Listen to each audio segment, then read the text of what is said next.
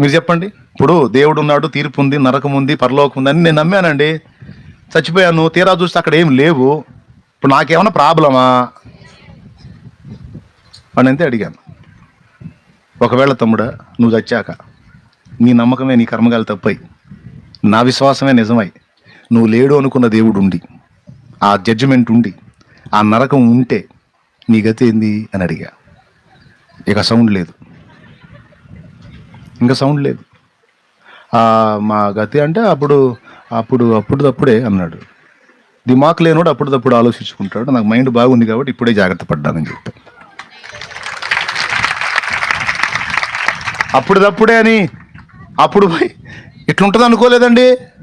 ఇదేంది ఇందులో తీసుకెళ్ళేస్తున్నారు, తూచి నేను ఒప్పుకోను అంటే గోళీలాట కాదురా పిచ్చోడ. మళ్ళీ ఆడటానికి చిన్నపిల్లలు గోళీలాట ఆడేటప్పుడు తూచి కొడితే మళ్ళీ ఆట మొదలు పెట్టాలా.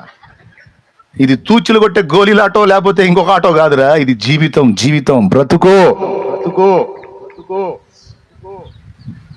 ఎవడు చూశాడు అంటున్నావు. ఇట్టున్నాడు అటు చస్తున్నాడు.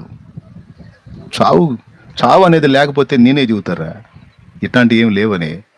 అది ఇట్టున్నాడు అటు చస్తున్నాడు, చచ్చినోడు ఏం జరుగుతుందో ఎవడు చెప్పట్లా.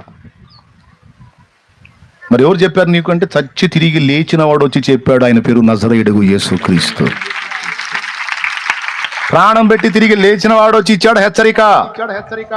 నమ్మకపోతే పోతావు పాతాళానికి.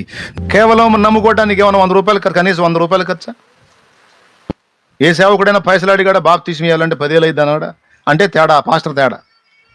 పొర్రపాటును కూడా అనడు. ఒకవేళ అన్ని డబ్బులు వసూలు చేస్తే లాగి తంతాడు, రేపు అక్కడ నడుము తిరిగేటట్టు తంతాడు ఆయన. దౌర్భాగ్యుడు. ఎవడు అడగమన్నాడు నేను డబ్బులు? నేను ఉచితంగా ప్రాణం పెట్టి తిరిగి లేచాను. ఎంత అమౌంట్ ఇచ్చారు నాకు నీ రక్షణ కోసం? నా బిడ్డల దగ్గర పైసలు ఎందుకు వసూలు చేశాను అడుగుతాడు. అలాంటి పాస్టర్ ఎవడైనా ఉంటే నడుము తిరిగేటట్టు తంతాడు దేవుడు. ఏ దైవజనుడు అడగడు. ఉచితం రక్షణ కేవలం నమ్ముట ద్వారా నీ ఆత్మ నిత్య జీవానికి వెళ్తుందక్క, తమ్ముడు, చెల్లి, అన్నా. ఇప్పుడు చెప్పండి, పరలోక రాజ్యం ఉందా లేదా? అది ఎవరికి ఉంది? విశ్వసించిన వారికి ఉంది. విశ్వసించని వాళ్ళకి